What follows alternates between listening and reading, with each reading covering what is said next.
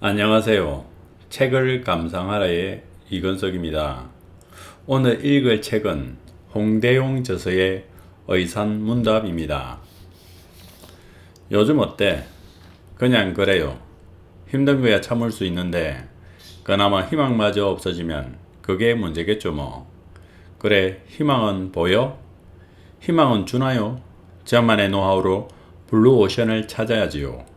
사회적으로 경제적으로 양극화가 심하니까 경쟁에 밀릴까봐 불안한 건 사실이에요. 양극화라 해소할 길은 없는 것일까?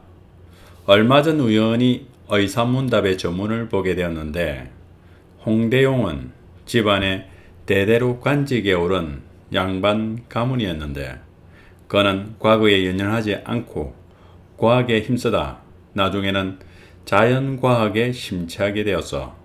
그의 사상은 시대를 초월한 올바른 개혁 정신을 알려준다는 거야. 그가 의사문답을 통해 꿈꾸어온 세계를 느낄 수 있어. 사람과 만물은 모두 기이하다. 지구는 둥글고 지구는 우주의 중심이 아니다. 세상 중심 또는 자기가 사는 세계가 중심이지 중국이 중심이 아니다. 실제 보이는 것도 부정하면서 헛된 것에 홀리면 세상이 헛되게 된다 등등을 이야기했지. 당시 18세기 조선은 여전히 성리학으로 무장한 양반 세력이 사회를 지배하고 있었어. 기독권청이 성리학을 자신들에게 유리한 면만 부각시키면서 변화하는 사회의 욕구를 수용하지 못했기에 낡은 사상이 되었다는 거지. 왜냐하면 성리학 자체가 선천적 귀천을 인정했기에 왕으로 태어나는 사람도 정해져 있고 또한 우주의 중심도 지구로 본 것도 그렇고 따라서 기독권청에서는 절대적일지 몰라도 새로운 바람을 원했던 일반 백성들에게는 영 아니었다는 거지. 홍대용은 당시 18세기 조선에 있어서의 개혁의 실체란 먼저 조선의 지배계층인 양반들이 낡은 사고방식에서 벗어나 의식개혁을 하고 당시의 현상을 제대로 봤을 때 바람직한 변화를 이끌어낼 수 있다고 보았지. 그런데 지금 우리 사회를 보면 살아가는 그 모습은 18세기 조선과 다르지만 그때만큼이나 보이지 않는 엄청난 벽이 있다는 것이 사실이야. 사람이나 조직이나 나만 잘 되면 된다는 식의 오직 내 것만을 챙기려 하는데 지금 그렇다 치더라도 이러한 의식이 우리 사회에 계속 지배하게 되면 모든 것이 극으로만 치닫게 된다는 거야. 결국 지금 우리 사회의 개혁이란 진정한 의식개혁을 통해 국민 모두가 공감하는 개혁을 실행해야 하는데 의사문답을 통해 이를 진지하게 생각해 보자는 거야. 결국 양극화란 시대에 따라서 다양한 차이가 있을 뿐 250년 전이나 지금이나 사람들이 원하고 요구하는 것은 차이가 없다는 거네요. 한번 가정해 보자고. 열심히 노력했는데 한계에 부딪혔다면 어떨까? 어떤 특권이 개입되어 경쟁에 밀려났다면 그만큼 허탈한 것이 없겠지. 사람이 살아가는 사회 안에서 개인 간의 차이를 인정한다는 것은 평등하고 균등한 기회보장 속에서 경쟁이 이루어졌을 때 모든 사회 구성원들이 수긍을 할 수 있다는 거야. 의사문답에서 시롱이 허자에게 무릇 짐승과 초목이 아는 것과 깨달음이 없다고 했지만 아는 것이 없는 까닭에 거짓이 없고 깨달음이 없는 까닭에 몹쓸 짓도 하지 않는다. 따라서 이런 이치로 본다면 만물이 사람보다 훨씬 귀하게 볼 수 있는 것이다. 라고 한 말은 바로 시대를 초월하여 우리 인간 세상의 문제점을 극명하게 나타내주는 말이라 할 수 있어. 먼저 의사문답을 읽고 우리 시대의 내면을 한번 반추해 보는 것도 의미가 있겠네요. 그리고 지구는 둥글다는 보편적인 진리가 있듯이 사람이 살아감에 있어서도 함께 서로 잘 살자는 상생의 원리가 우리 사회에 넘쳐날 때 좀 더 다양한 기회 속에 희망을 가질 수 있다는 보편적 진리를 믿고 싶네요. 의사문답의 내용을 보면 허자는 숨어 살면서 30년 동안 독서를 하며 하늘과 땅의 조화는 물론 사람의 본성과 우주 만물을 지배하는 하늘의 뜻이 무엇인지 연구하여 세상에 나와 이야기하였더니 듣는 사람마다 비웃지 않는 사람이 없었다. 허자는 돌아오는 길에 돌문으로 돌아가니 쪼개진 나무판에 실용지구라 써놓은 것을 보고 실용을 만나 허허실실은 깊고도 오묘한 진리이니 내장차 저 사람의 이야기를 들어보리라. 허자는 예를 갖추어 실용을 대하자 실용이 묻기를 내가 누구라고 생각하느냐. 허자는 현자라는 것을 알 뿐이지 선생이 누구신지 어떻게 알겠습니까? 실용이 엄히 말하기를 너는 돌문으로 들어오면서 나무에 쓰여진 실용지거를 보았으니 나의 이름이 실용이라는 것을 이미 알고 있었을 것인데 모른다고 나의 현명함을 알지 못했을 것인데 도리어 안다고 하니 너의 헛됨이 참으로 심하구나.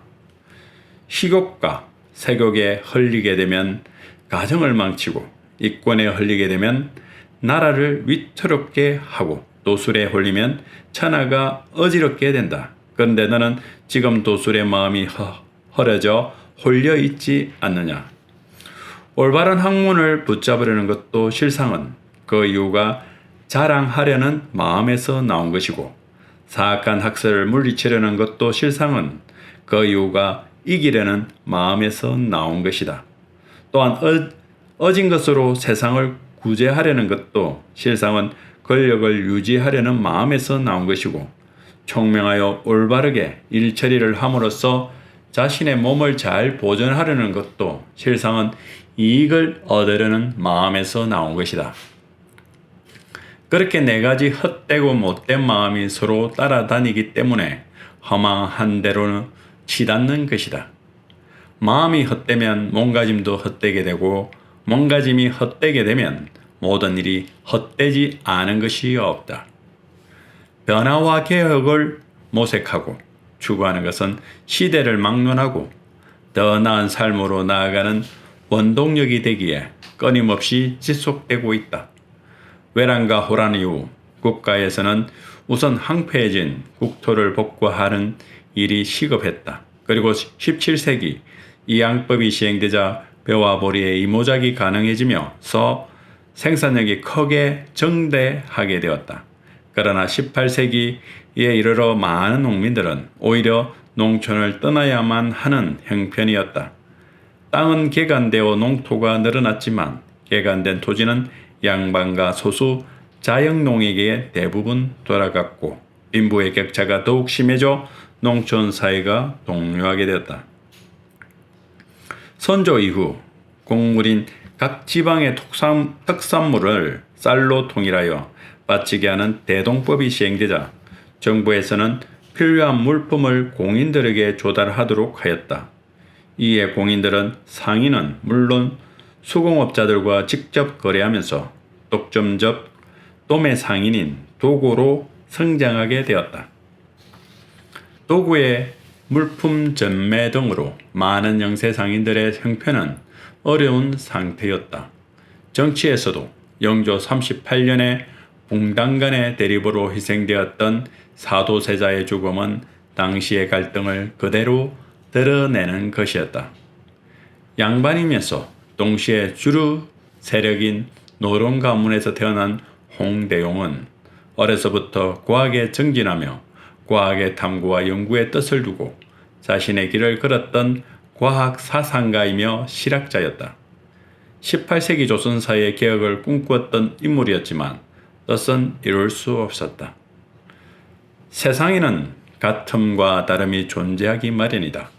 같음이란 동질성으로 화합하여 발전할 수 있는 권한이 되고 다름이란 차이점으로 각각 서로를 인정하고 존중하여 서로 새로운 것을 만들 수 있는 근원이 되는 것이다. 홍대용은 사람과 만물에 있어서 기천의 구분이 없고 사람 또한 모두 동등하다고 보았다.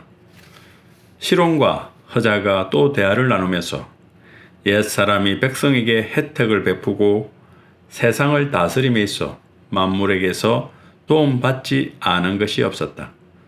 대체로 군신간의 어리는 벌에게서, 병법에서 진을 치는 것은 개미에게서 가져왔다. 또한 예절의 제도는 박쥐에게서, 거물 치는 법은 거미에게서 각각 가져온 것이다.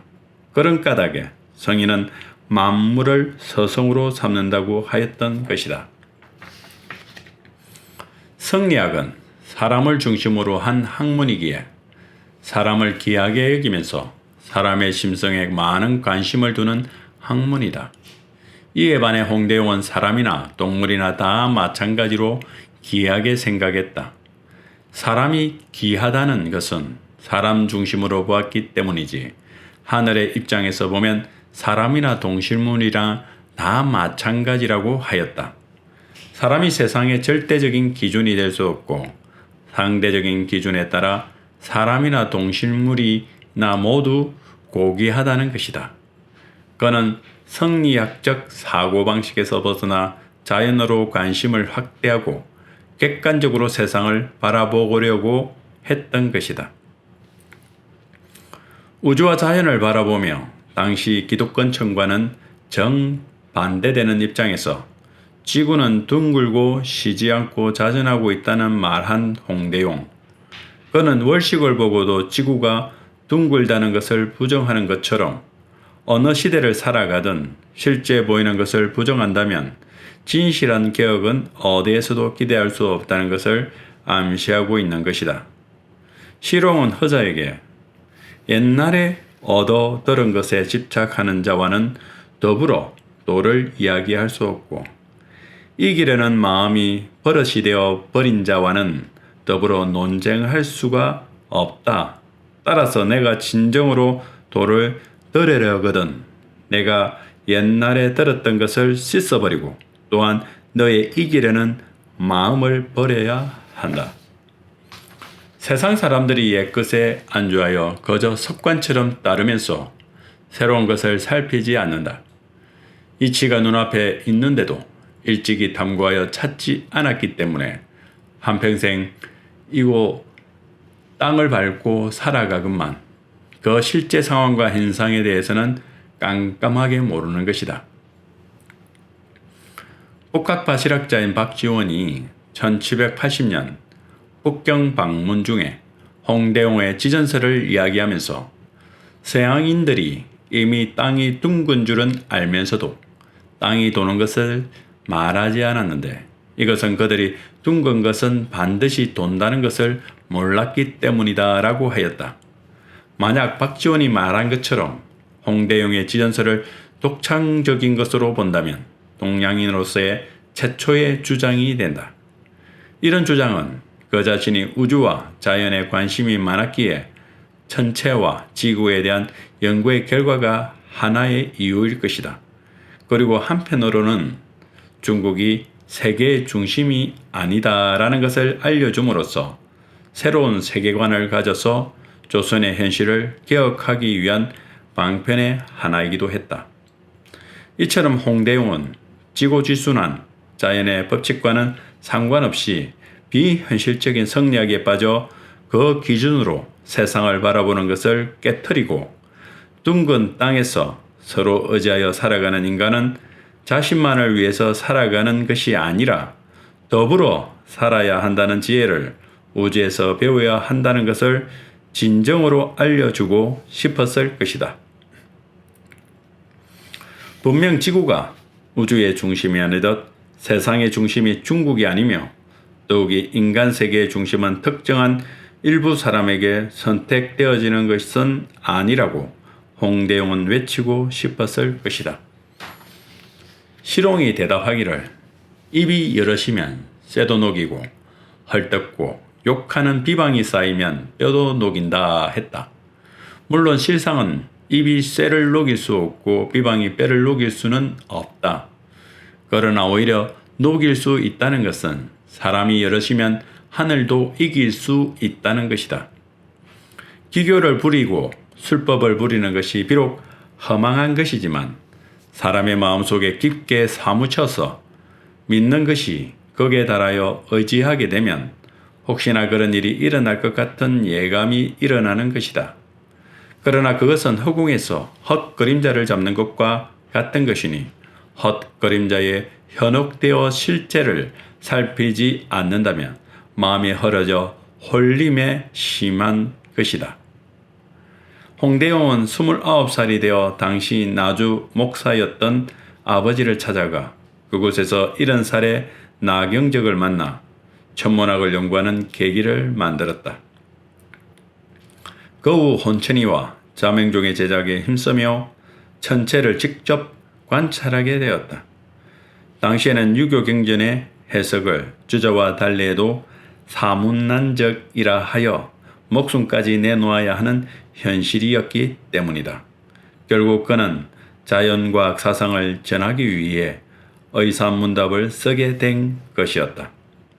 홍대용은 자연에 대한 올바른 지식을 가지고 실체를 바라보지 못하면 수많은 오류와 불필요한 두려움에서 벗어날 수 없다. 그래서 자연현상을 바로 이해할 필요가 있다고 보았다. 허자가 묻기를 묘자리의 좋고 나쁨이 자손에게 재앙과 복을 줄 수 있는지 묻자 희롱이 대답하기를 술법이란 허망하여 본래는 그럴 만한 이치가 없지만 그렇게 되어진다고 전해지고 믿어온 것이 오래되었다. 또한 마음을 모으고 혼을 합하면 없는 것도 있게 만드니 가끔 보통 사람들이 기교 부리는 것을 하늘이 따라주기도 한다. 이에 입이 여럿이면 쇠도 녹이고 비방이 쌓이면 뼈도 녹인다는 말은 그런 이치인 것이다. 무릇 산가지로 끼라고 흉함을 점치고 기도와 제사에 있어서 귀신에게 제물을 바치고 풍수지리에 있어서의 화와 복을 점치는 것은 모두 그 이치가 마찬가지다. 자연이란 우리가 자연 현상을 얼마나 정확하게 이해하느냐에 따라 헛된 두려움을 줄이고 잘못된 생각을 바로 잡아주는 것은 물론이고 경우에 따라서 삶의 촉매제 역할도 한다. 즉 술가들이 말하는 자연 현상에 대한 상스러움이나 재앙은 물론이고 이를 이용한 정치가들의 말에 더 이상 현혹되거나 휘둘리지 않아야 한다는 것이다.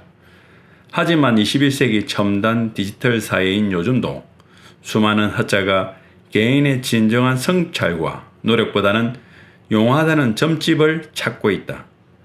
더구나 선거 때가 되면 정치인도 남몰래 역술가를 찾는다고 하니 아직도 우리의 개혁은 끝이 없는 것은 아닐지 자문해 보게 된다. 우리는 우리의 역사를 들여다보면서 때로는 뿌듯해하고 때로는 종종 아쉬워한다. 그래서 우리는 그때 그들이 이렇게 했었더라면 지금은 상당히 달라져 있었을 것이라는 아쉬움을 토로하게 되는 것이다. 하지만 살아가는 당대에 나아갈 방향을 정확히 알고 실행해 나가기란 쉬운 일이 아니다. 결국 이 문제는 올바른 역사관과 세계관을 가지고 있는가 아닌가로 귀결되어진다. 홍대용은 가장 이상적인 사회라고 생각한 것은 요순 시대였다. 임금이 솔선수범하여 백성들과 함께 편안하게 살아가는 것을 가장 중요하게 여겼던 것이다. 그래서 정치인들이 그들의 잘못된 의식을 바로잡고 백성과 더불어 잘 살 수 있는 이상적인 조선 사회를 꿈꾸었던 것이다. 따라서 당시 조선의 정치인들의 중화 중심의 화의관에 잘못이 있었음을 밝혀야 했던 것이다. 당시는 부익부 빈익부 현상이 심해지고 농민들의 불만은 사회 불안으로 이어져서 이를 해결해야만 사회를 안정시킬 수 있는 상황이었다. 현실을 개혁해야 하는 상황에서 사회는 당연히 성리학을 극복할 수 있는 새로운 사상을 요구하였고, 이에 대한 반발로 현실 개혁을 위한 실학이 나타나게 되었다.